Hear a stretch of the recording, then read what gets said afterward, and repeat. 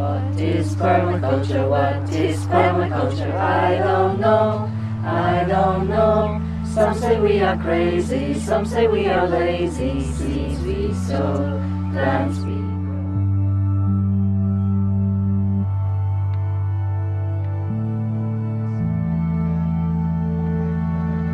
Permaculture, for me, it's a design process and kind of a philosophy to live by. A sustainable way of growing food. The harmony of systems.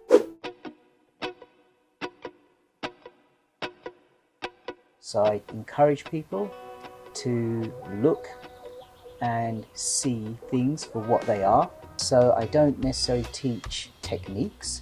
What I teach is people to understand patterns, to see how, for example, nature works, to start questioning, and through that questioning, observing, and through this observation, start making conclusions so that they can see how nature creates richness and abundance on her own.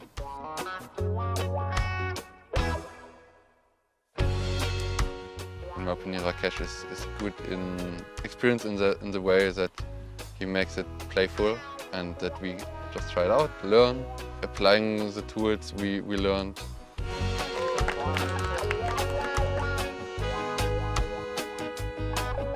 You use those directly on your crops? Depends. It depends. That is the number one permaculture answer. So I create an environment where people learn things, but they really get that sense of, wow, yes, I've got this. You know, I know this. I was really excited with the opportunity of hosting a permaculture design course here in Suderbin.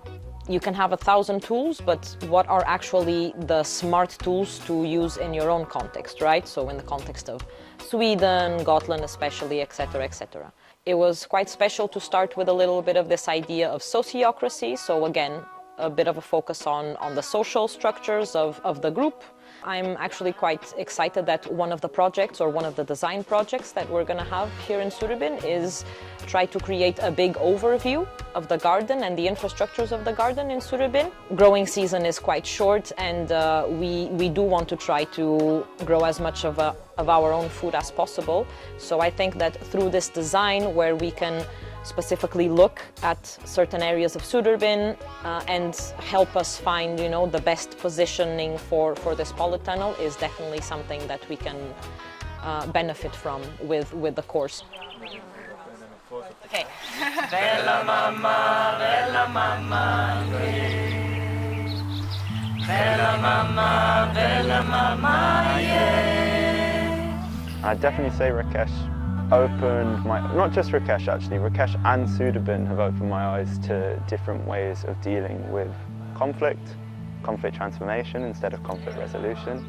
One specific tool that I found really helpful was Prana, thinking about spirituality, physicality, and the mind in food, in exercise, and in rest. One of the biggest tools that was most interesting for me was definitely ethics. So thinking from the perspective of earth care, human care, and fair share.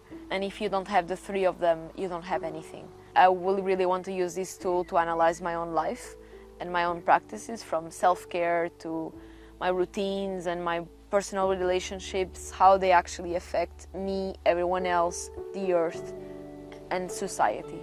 Something that really stuck to me was permaculture is all about creating an edge, Minimum input to create maximum effect. So if you can do a small thing that then spirals and does more and more and more and more, you've done less work but created something amazing.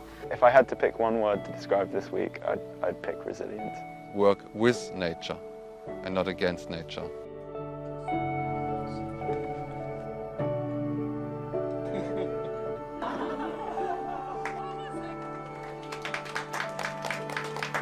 Seeds we sow, plants we grow.